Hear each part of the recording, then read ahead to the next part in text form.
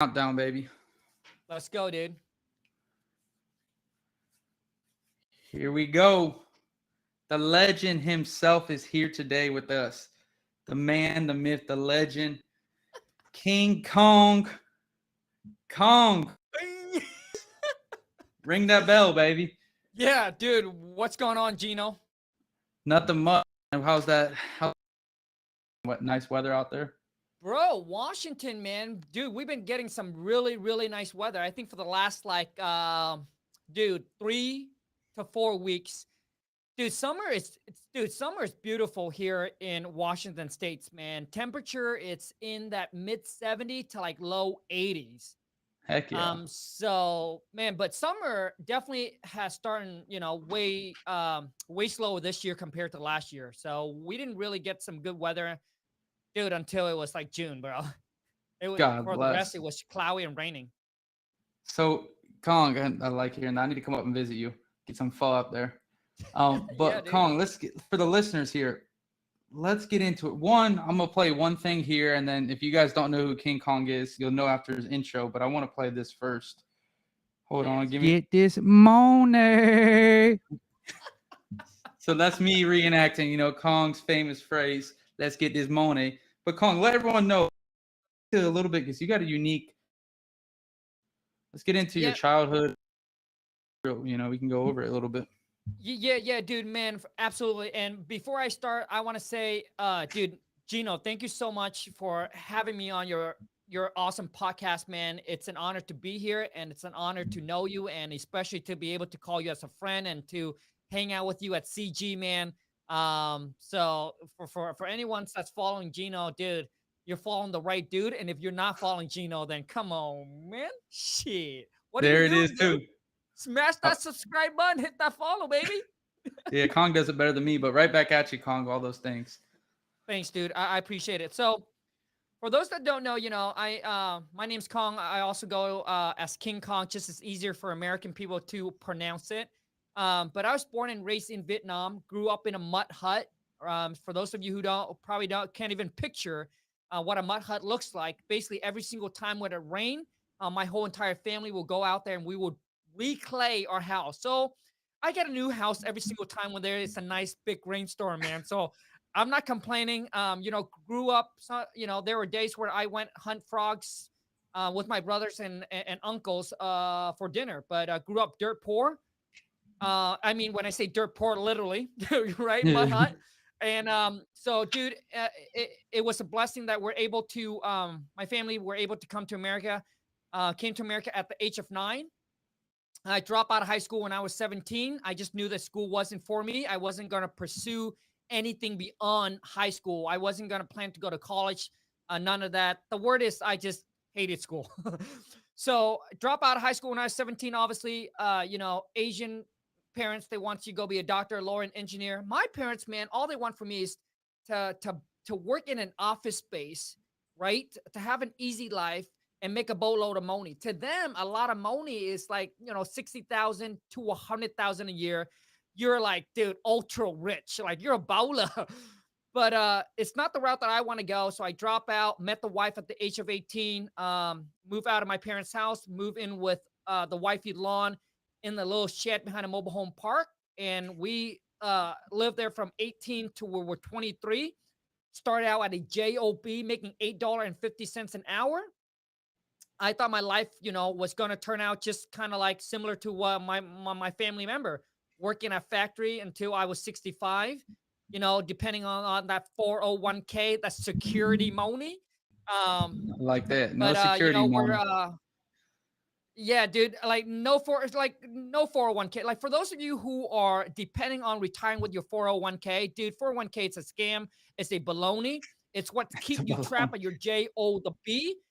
It's pretty much what the employer wants you. They want to put this golden handcuff on you and saying, hey, you put in $50, we'll match $50. You put in $100, we'll match you $100, right?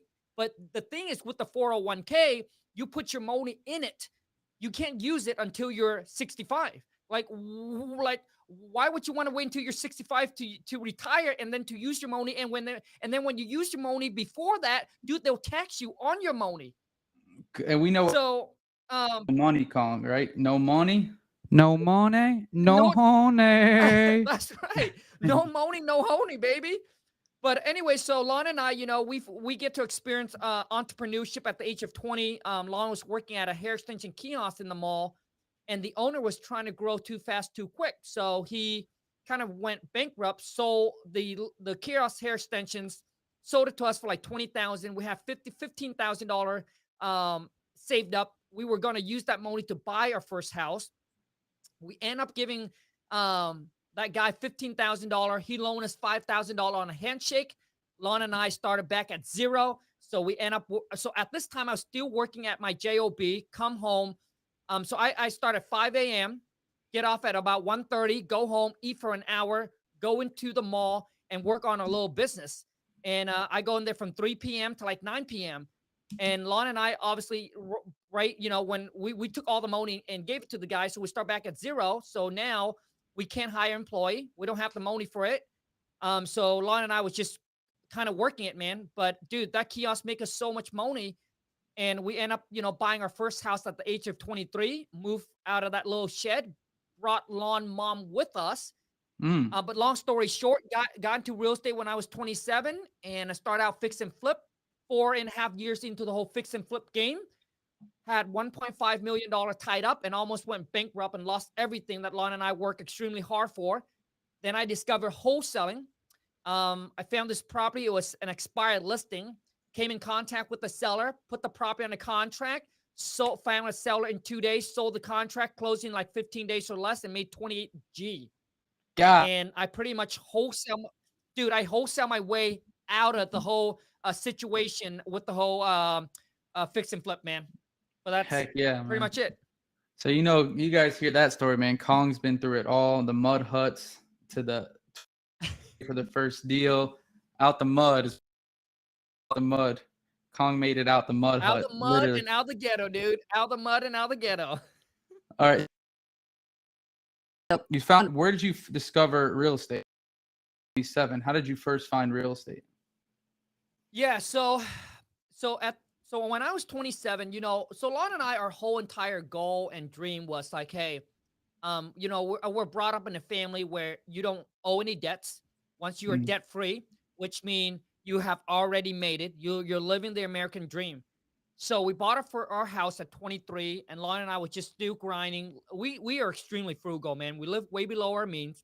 We probably live off of 10 to 15% of what we make. So we always focus on increasing our income, but we maintain that 10 to 15%. So which means if you can maintain the 10 to 15 percent as your expense, the more basically,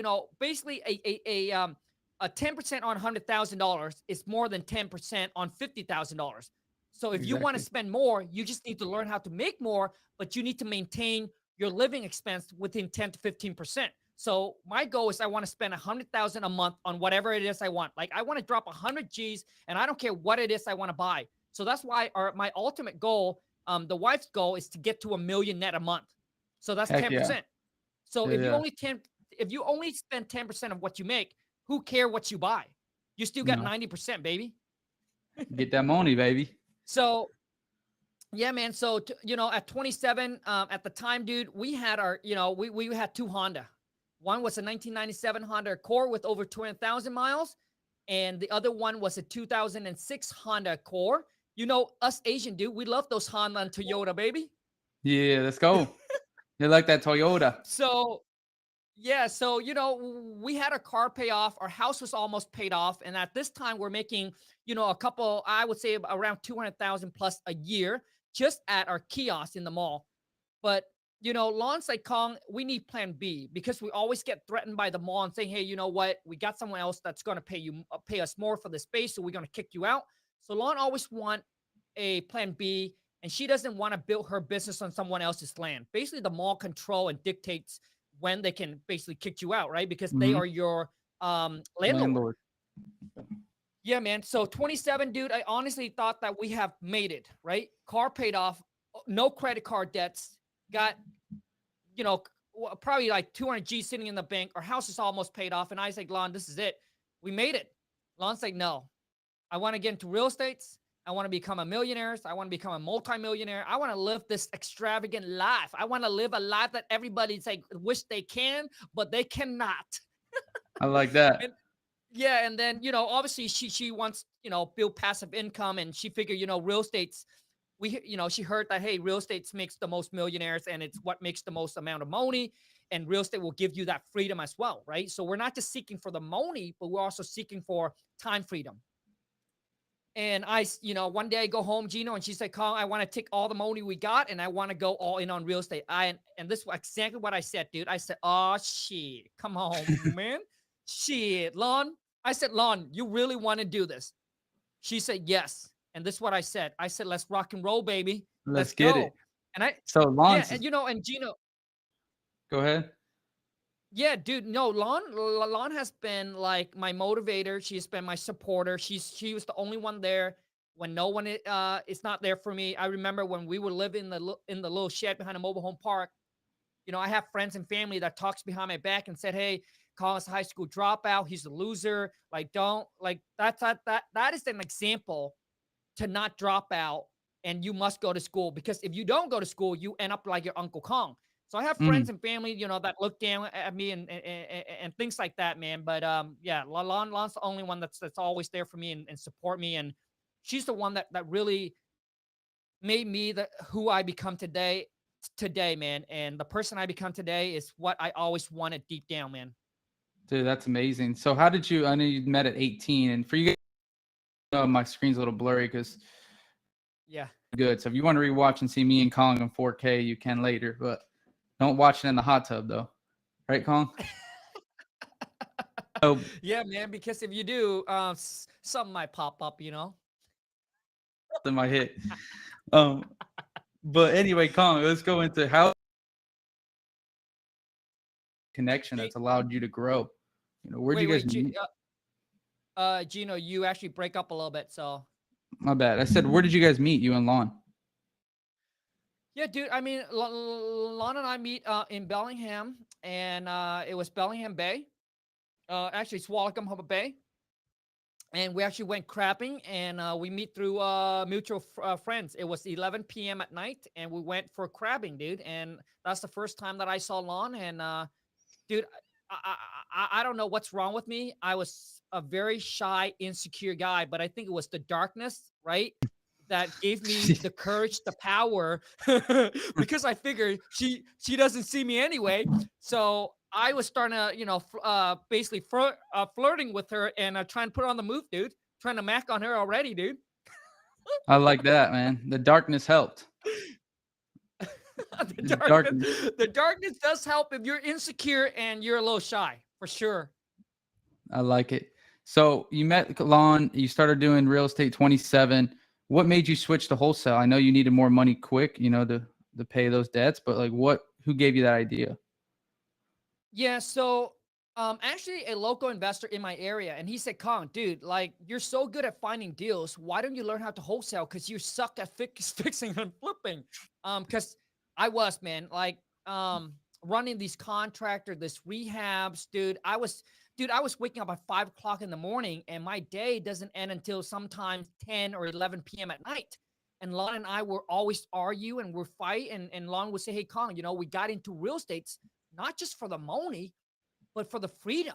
And it seems like we just create another J-O the B for ourselves. There's no freedom. Like, dude, like you're barely here with me. And that's when we sit down. We're like, yeah, you know what? This is not the business model that we want to continue building and growing. And plus, I suck at fix and flip, dude. So I almost lost everything. And, the investor told me, hey, Kong, you better finding deals. Why don't you look into wholesaling? And that's when I decided, you know what? Let me give this wholesaling a shot. I always push wholesaling aside because I was like, why make 5, 10, or 15K on a deal when you could fix and flip the deal and make 30 to 40K? But I didn't realize how much work the 30 to 40K would take, and how much risk, and how that potential 30, 40, 50K on a fix and flip deal could turn into a 5K or a negative 5K. That quick. Yeah, man. So what's some marketing tools you used in the beginning? Dude, at the beginning, man, I used a lot of sweat equity. So I do a lot of driving for dollars, knocking on vacant house. I also write a letters, drop it off at the doors. I network with a lot of realtors. Realtors, dude, I did massive networking. I did the whole Craigslist ad, right? I did the whole Craigslist ad, network with realtors, and then I was calling expire listing. And um I think a lot of wholesalers don't talk about expire listing, dude, but expire listing is a gold mine. So just think of today's market. So today's market, for those of you who don't know, we're in a market shift. I don't think the market's going to crash like back in 08, 09, when you can buy things for like super cheap, man. Like it's Hmm. like an opportunity of a lifetime. But I think that the market will take a dip. Like you will six months from now, you will find property that's going to be a better price at a better deal versus last year and even the year before that. So yeah, man. So I mean, to me, being able to go on and get expired listing and look and go back not 2 years, not 3 years ago, but go back like 7 years ago when property were way cheaper than it is now. And so you're negotiating with the seller based on what they listed, not what the value of the property today. And that's how I was able to buy, 14 of my rentals, and I was able to like wholesale a bunch of off of expire listing, and would still do expire listing till today because it worked, because I've done it and I know it worked. Yeah, I think it's big. I was teaching people too recently, like some of my students, and talking to people that expired listings are about to be on the come up soon. Dude, For sure. absolutely. Because the people that put their property on the market, these expire listing, they're tired, right? They deal with realtors. They know the closing cost fees now, how much it is, right? So they're tired of showing their property and hey, it didn't sell. So now it's basically a bad taste in their mouth, and you're calling them saying, "Hey, I'll buy your property for cash. I'll make it hassle free, easy, baby. Yeah, Dude, name the price. I'll write you the check." So it's like music exactly. to the ear, baby. They love that. They love it. So right now, Kong, so you say you're still doing the expired listings, but what Yep. does your business look like, your wholesale business? Yeah, so right now, I have 7 VAs that run my whole entire operations, and I'll be honest, we are not doing as much we are this year compared to last year. I think right now we're averaging about 125 or so, 130, 125 or 130K a month Heck revenue. yeah, still So big. I got seven VAs that run my whole entire wholesaling operations. And I spend about maybe 1 hour a day. So typically I go in every morning, talk with the VA, see if they have any questions or anything that they need from me. And then we kind of go through the deals, the breakdown, my purchase manager, any leads that they got today, and then going through basically just kind of overseeing the team, what they're doing and what they need help with. And then after that, dude, after the meeting is done, I bounce and I focus on building my personal brand, and that's where I'm most passionate about is social media. I love creating content. I love teaching people. Like I love it, dude. I can do it for like 12, 13, 14 hours a day, every single day, 7 days a week, 365, and I Yeah, don't feel it's work. yeah. I mean, I'm about to bring up like when I first started wholesaling, I remember the Wholesale to Millions channel. And I remember like hearing those live role plays on Yeah. Fridays, man, back like 2 or 3 years ago. So you've been doing this for freaking eternity. I mean, it's been 3+ years, 4 years at least, Yep. and you've been doing countless videos. I used to tell people I still do, like Kong made hundreds, thousands of videos on YouTube, and it helped me so much in the beginning. Like I would just binge watch Kong. And that's what I tell everyone now. Like binge watch Kong, listen to those live role plays. Kong will give you the mess, man. He'll make sure you don't get that perfect 10. Ain't no perfect 10 in Kong's book. I love it though. I love those Yeah. calls. But anyway, I was gonna I bring up too. appreciate it, So I man. watched Thanks. Kong. I met Kong for you guys. I know we're going a little bit backwards. We met Kong at T Rob's event, I think in like 2019 or Yep. 18, the end of 2019. Yep. Something like We that. went out and we had a blast. But anyway, we had some good stories that night. We won't go into that on the show. But anyway, so we had some good times. And then Kong told me on that event, again, it was like October, November of 2019. Kong told me, start posting on TikTok. He said, TikTok is where you will get your. And I remember looking at Kong's and there are 150 views, 200 views, like 300 view TikToks. Fast forward today, Kong, how many followers do you have on your account? averaging? I mean, so listeners can see like the power of how deep you were back in the day to where it's translated now. Yeah, absolutely, man. I mean, YouTube, I remember starting out with that first subscriber, and I told the wife, I said, Lon, listen, one person is listening to me, baby. It Yeah. better not be my mama. Dude, that first subscriber, and I remember getting to 1,000 subscribers, and that was a game changer. I said, Lon, I've made it, baby. 1,000 people willing to listen to my broken English and what I gotta say, baby. This is Yeah. going down. But right now with YouTube, we're at 439,000 subscribers, 385 followers on Instagram, 3.1 million on TikTok, and 30-something thousand on a Discord. But yeah, I mean, and we're Let's get continue this to grow. money. That's Yeah, money that's right funny, there. you know. Yeah, but it's been 5 years in the making, and just constantly just posting. And if you guys go back and watch my YouTube, my first video was horrible. The audios, it's just I mean, everything shots from my phone. For those of you who think that you need all the nice equipment and all of this, I think the biggest thing, Gino, when entrepreneur start a new business, the problem with most of them is they think they got to spend the money. Like, I got to get this, I got to get this, I got to get this. No, dude. You need to be resourceful and you need to be creative, which mean I don't care if you have the money or you don't have the money, but you need to prove that business makes money for you first. So before you start spending a boatload of money, unless you already have a lot of money. So like Gino, right? Like, because Gino right now can drop, 30 to 40K to build his awesome studio because he already got a load of money going and coming in from his wholesaling. But I promise you, when Gino first started his wholesaling business, he didn't go out there and drop 5 to 10K on his marketing.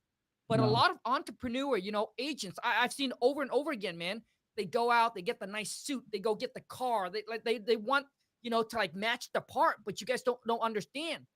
So me, dude, I get, dude, I shot everything on my iPhone and hit 3 million and hit 2 million follower on TikTok, yeah. TikTok, and all my YouTube still today. I shot it from my phone. My overhead is very, very, just very, very low. So you don't need all these high tech, right? All these equipment when you're starting out. I think you just need to start building first and then get the thing that you need later on. So obviously, quality I think is very important as well. But I think what's more important is the message. That's way more important. That's It's the key. message. So don't get that confused saying, oh, I need to stand in front of a Ferrari for people to watch my video. Dude, it's all wrong. Like it's all wrong, dude. You can sit on a toilet, but if you deliver a good message, dude, I promise you it will take off. Yeah, see, that's what I was gonna ask you. Yeah, no, you got the toilet. Kong would blow up on the toilet now, literally, no pun intended. Well, not literally. No, but the thing is, Gino, like my thing is, like, I recently got the Ferrari. If you watch my video, standing in a Ferrari is just not the same anymore. Like back in the days when it was extremely rare, yeah, it might do something.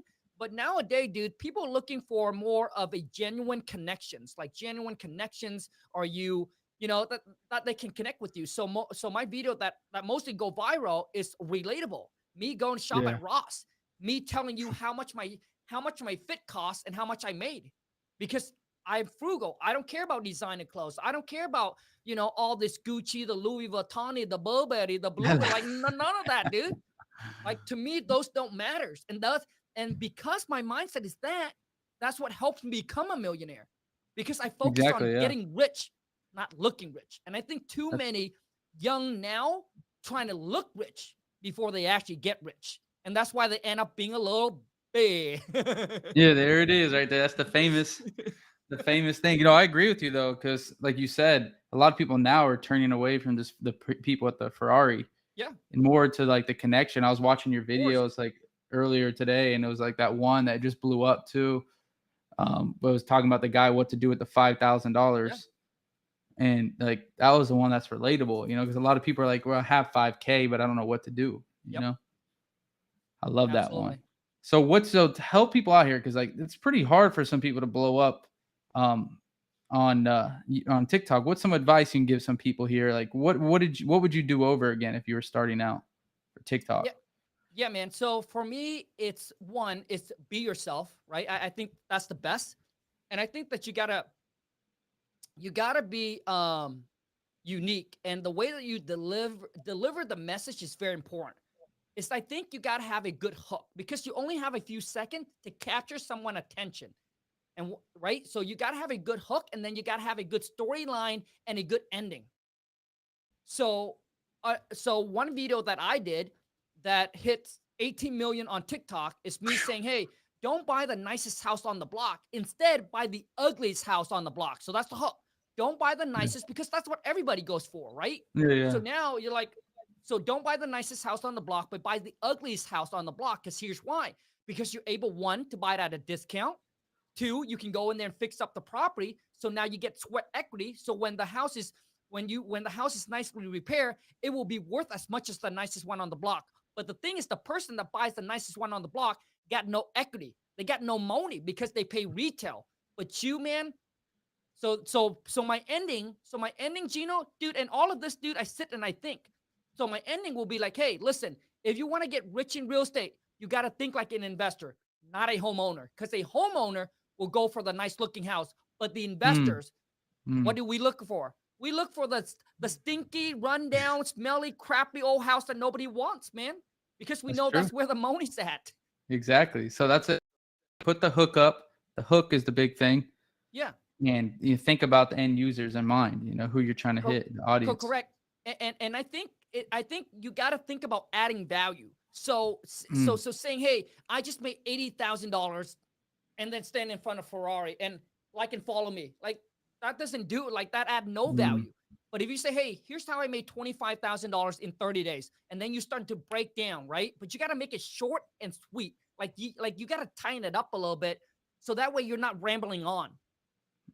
So if you can, and I think that's where the key is. And I think yeah. when I watch people content, is that they don't understand that, and then they kind of rambling on, and then it's like the viewer, like the viewer just move on. Yep. I think that's true. That's what happened to me. My best video was the one that I went short, concise, and showed step by step what to Yep. do, you know? And I got to get back on it. I'm going to start doing more TikToks now in the next coming weeks. And we got a big one coming up in December, too. We're going to be hitting some TikToks up, right? Absolutely, man. December, boss. Dude, I mean, Gino, okay. So to me, listen, wholesaling makes me money. Do I love wholesaling? The answer is no, dude. Yeah. Like the answer is I don't I have no passion for wholesaling, but it makes Yeah. me money. I have a team in place. I'm not looking to grow or scale that business anymore. Like I'm happy with it bringing in like 100,000 a month, dude. I'm satisfied. So I now have a choice that I want to focus on building my personal brand.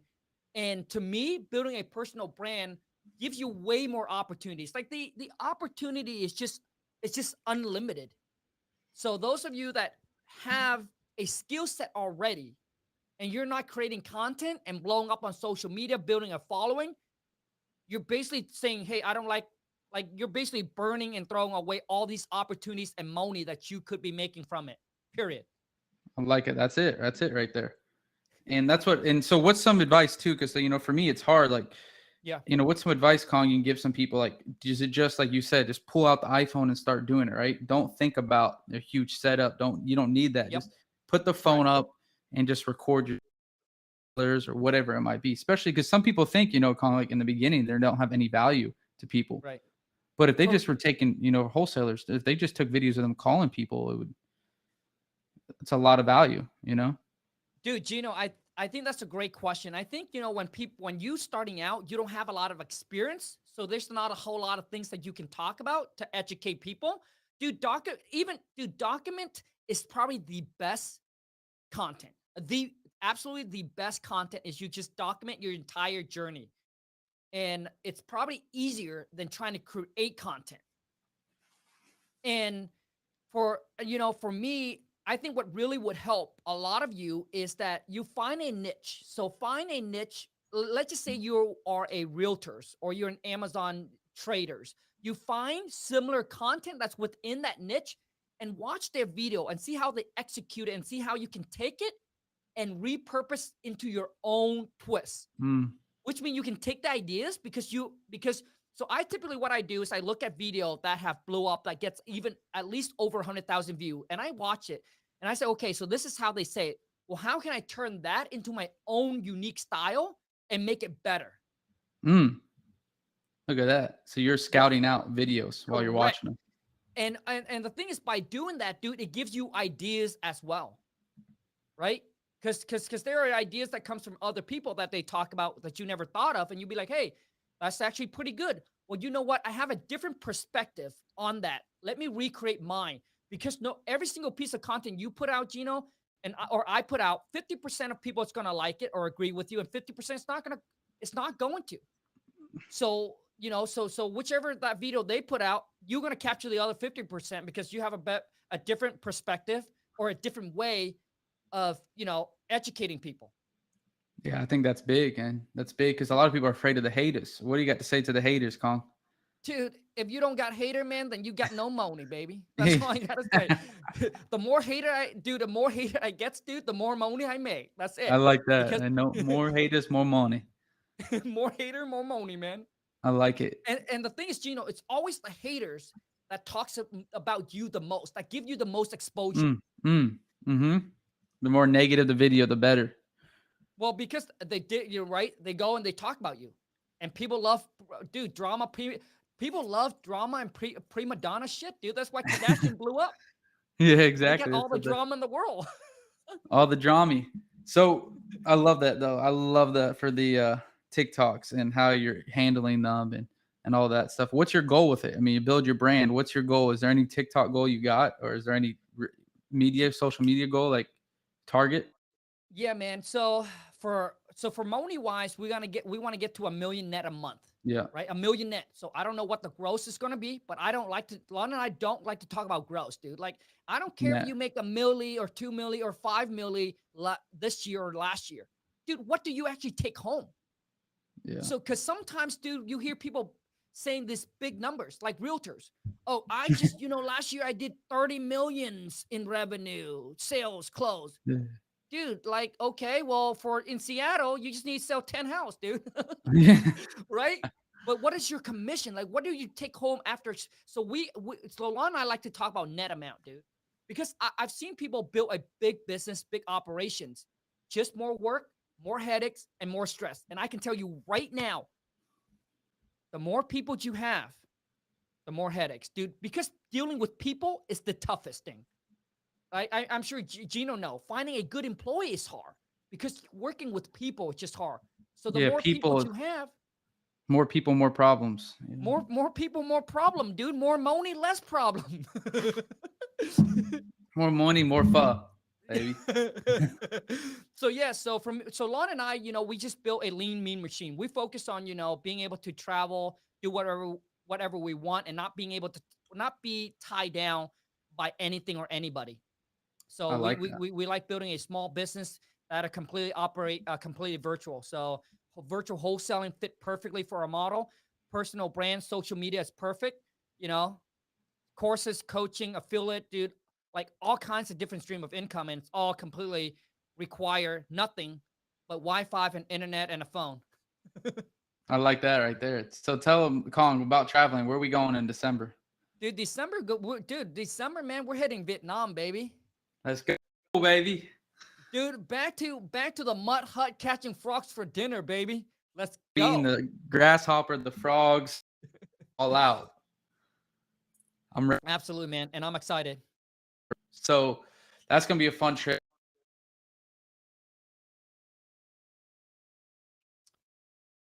I know that's why you built your business, right? Help you start. You can do whatever you Absolutely. want.